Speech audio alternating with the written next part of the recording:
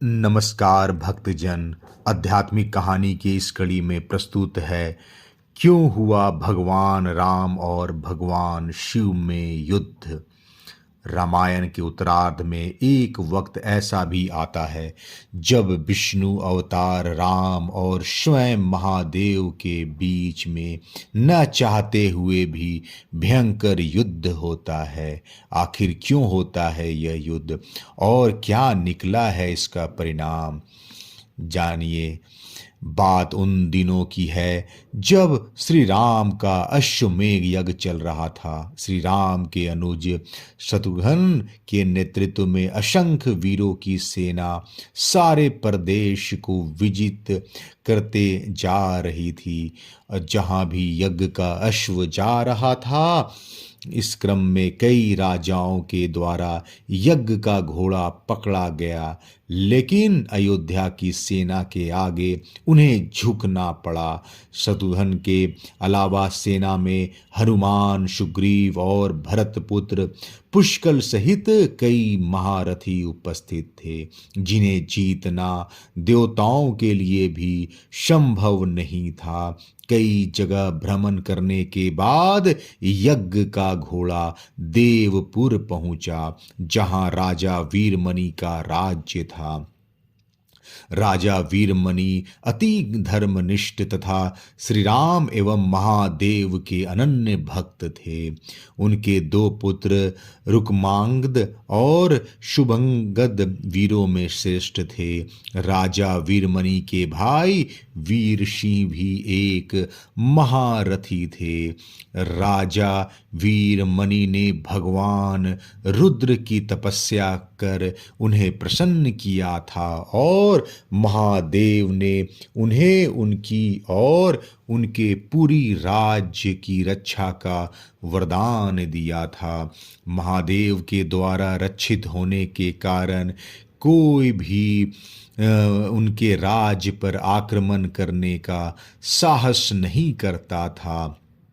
जब अश्व उनके राज्य में पहुंचा तो राजा वीरमणि के पुत्र रुक्मांगद ने उसे बंदी बना लिया और अयोध्या के साधारण सैनिकों से कहा, यज्ञ का घोड़ा उनके पास है, इसलिए वे जाकर शत्रुघ्न से कहें कि विधिवत युद्ध कर वे अपना अश्व छुड़ा लें। जब रुक्मांगद ने ये सूचना अपने पिता को दी तो वे बड़े चिंतित हुए और अपने पुत्र से कहा कि अनजाने में तुमने श्री राम का यज्ञ का घोड़ा पकड़ लिया है। श्री राम हमारे मित्र हैं और उनसे शत्रुता करने का कोई औचित्य नहीं है, इसलिए तुम यज्ञ का घोड़ा वापस लौटा आओ। इस पर रुक्मांगद ने कहा कि हे पिताश्री, मैंने तो उन्हें युद्ध की चुनौती भी दे दी है, अतः अब उन्हें बिना युद्ध के अश्व लौटाना हमारा और उनका दोनों का अपमान होगा। अब तो जो हो गया उसे बदला नहीं जा सकता, इसलिए आप मुझे युद्ध की आज्ञा दें। पुत्र की बात सुनकर वीरमणि ने उसे सेना सुसज्जित करने की आज्ञा दे दी। राजा वीरमणि अपने भाई वीर सिंह और अपने दोनों पुत्र रुक्मांगद और शुभांगद के साथ विशाल सेना लेकर युद्ध क्षेत्र में आ गए। इधर जब शत्रुघ्न को सूचना मिली कि उनके यज्ञ का घोड़ा बंदी बना लिया गया है, तो वे बहुत क्रोधित हुए एवं अपनी पूरी सेना के साथ युद्ध के लिए युद्ध क्षेत्र में आ गए। उन्होंने पूछा कि उनकी सेना से कौन अश्व को छुड़ाएगा, तो भरत पुत्र पुष्कल ने कहा कि तात श्री, आप चिंता न करें, आपके आशीर्वाद और श्री राम के प्रताप से मैं आज ही इन सभी योद्धाओं को मार कर अश्व को मुक्त करता हूँ। वे दोनों इस प्रकार बात कर रहे थे कि पवनसुत हनुमान ने कहा कि राजा वीरमणि के राज्य पर आक्रमण करना स्वयं परमपिता ब्रह्मा के लिए भी कठिन है, क्योंकि ये नगरी महाकाल द्वारा रक्षित है। अतः उचित यही होगा कि पहले हमें बातचीत द्वारा राजा वीरमणि को समझाना चाहिए, और अगर हम न समझा पाए तो हमें श्री राम को सूचित करना चाहिए।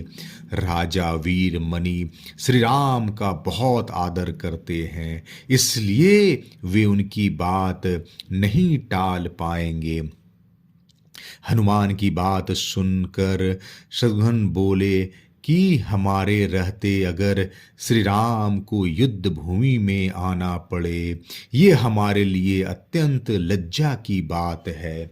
जब अब जो भी हो हमें युद्ध तो करना ही पड़ेगा। ये कहकर वे सेना सहित युद्ध भूमि में पहुंच गए। भयानक युद्ध छिड़ गया। भरत पुत्र पुष्कल सीधा जाकर राजा वीरमणि से भिड़ गए। दोनों अतुलनीय वीर थे। वे दोनों तरह तरह के शास्त्रार्थों का प्रयोग करते हुए युद्ध करने लगे। हनुमान राजा वीरमणि के भाई महापराक्रमी वीर सिंह से युद्ध करने लगे। रुक्मांगद और शुभांगद ने शत्रुघ्न पे धावा बोल दिया। पुष्कल और वीरमणि में बड़ा घमासान युद्ध हुआ। अंत में पुष्कल ने वीरमणि पर 8 नाराज वानों से वार किया। इस वार को राजा वीरमणि सह नहीं पाए और मूर्छित होकर अपने रथ से गिर पड़े।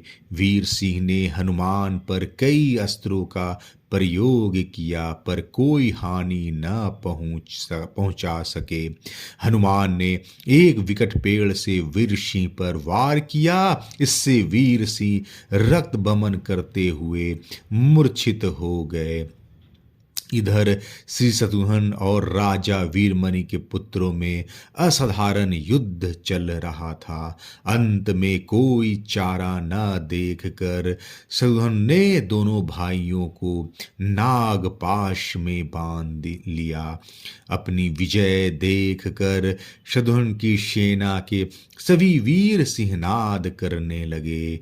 उधर राजा वीरमणि की मूर्छा दूर हुई तो उन्होंने देखा कि उनकी सेना हार के कगार पर है। यह देखकर उन्होंने भगवान रुद्र का स्मरण किया। महादेव ने अपने भक्त को मुसीबत में जानकर वीरभद्र के नेतृत्व में नंदी भृंगी सहित सारे गणों को युद्ध क्षेत्र में भेज दिया। महाकाल के सारे अनुचर उनकी जय जयकार करते हुए अयोध्या की सेना पर टूट पड़े। शत्रुघ्न, हनुमान और बाकी योद्धाओं को लगा कि जैसे प्रलय आ गया। जब उन्होंने भयानक मुख वाले रुद्रावतार वीरभद्र, नंदी भृंगी सहित महादेव की सेना देखी तो सारे सैनिक भय से कांप उठे। शत्रुघ्न ने हनुमान से कहा कि जिस वीरभद्र ने बात ही बात में दक्ष प्रजापति की मस्तक काट डाला था और जो तेज और समता में स्वयं महाकाल के समान है, उसे युद्ध में कैसे हराया जा सकता है। ये सुनकर पुष्कल ने कहा कि हे तात श्री, आप दुखी मत हो। अब तो जो भी हो हमें युद्ध तो करना ही पड़ेगा। ये कहते हुए पुष्कल वीरभद्र से, हनुमान नंदी से और शत्रुघ्न भृंगी से जा भिड़े। पुष्कल ने अपने सारे दिव्यास्त्रों का प्रयोग वीरभद्र पर कर दिया, लेकिन वीरभद्र ने बात ही बात में उसे काट दिया। उन्होंने पुष्कल से कहा कि हे बालक, अभी तुम्हारी आयु मृत्यु को प्राप्त होने की नहीं हुई है, इसलिए युद्ध क्षेत्र से हट जाओ। उसी समय पुष्कल ने वीरभद्र पर शक्ति से प्रहार किया, जो सीधे उनके मर्म स्थान पर जाकर लगा। इसके बाद वीरभद्र ने क्रोध से थर्राते हुए एक त्रिशूल से पुष्कल का मस्तक काट लिया और भयानक सिंहनाद किया। उधर भृंगी आदि गणों ने शत्रुघ्न पर भयानक आक्रमण कर दिया।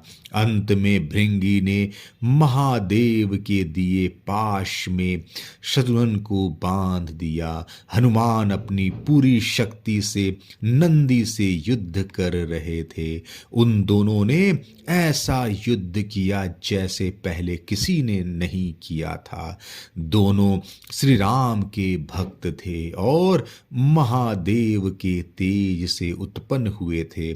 काफी देर लड़ने के बाद कोई और उपाय न देखकर नंदी ने शिवास्त्र के प्रयोग कर हनुमान को पराभूत कर दिया। अयोध्या की सेना की हार देखकर राजा वीरमणि की सेना में जबरदस्त उत्साह आ गया और वे बाकी बचे सैनिकों पर टूट पड़े।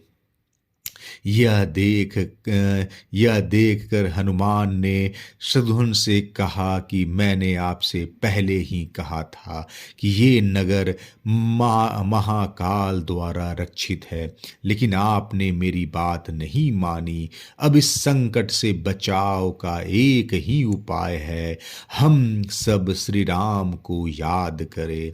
ऐसा सुनते ही सारे सैनिक शत्रुघ्न, पुष्कल एवं हनुमान सहित श्री राम को याद करने लगे। अपने भक्तों की पुकार सुनकर श्री राम तत्काल ही लक्ष्मण और भरत के साथ वहां आ गए। अपने प्रभु को आया देख सभी हर्षित हो गए एवं सबको ये विश्वास हो गया कि अब हमारी विजय निश्चित है। श्री राम के आने पर जैसे पूरी सेना में प्राण का संचार हो गया। श्री राम ने सबसे पहले शत्रुघ्न को मुक्त कराया और उधर लक्ष्मण ने हनुमान को मुक्त करा दिया।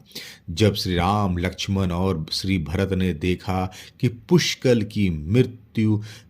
मृत्यु को प्राप्त हो चुके हैं तो उन्हें बड़ा दुख हुआ। भरत तो शोक में मूर्छित हो गए। श्री राम ने क्रोध में आकर वीरभद्र से कहा कि तुमने जिस प्रकार पुष्कल का वध किया है उसी प्रकार अब अपने जीवन का भी अंत समझो। ऐसा कहते हुए श्री राम ने सारी सेना के साथ शिवगणों पर धावा बोल दिया। जल्द ही उन्हें यह पता चल गया कि शिवगणों पर साधारण अस्त्र बेकार है, इसलिए उन्होंने महर्षि विश्वामित्र द्वारा प्रदान किए दिवास्त्रों से वीरभद्र और नंदी सहित सारी सेना को विदीर्ण कर दिया। श्री राम के प्रताप से पार ना पाते हुए सारे गणों ने एक स्वर में महादेव का आह्वान करना शुरू कर दिया। जब महादेव ने देखा कि उनकी सेना बड़े कष्ट में है तो वे स्वयं युद्ध क्षेत्र में प्रकट हो गए। इस अद्भुत दृश्य को देखने के लिए परमपिता ब्रह्मा सहित सारे देवता आकाश में स्थित हो गए।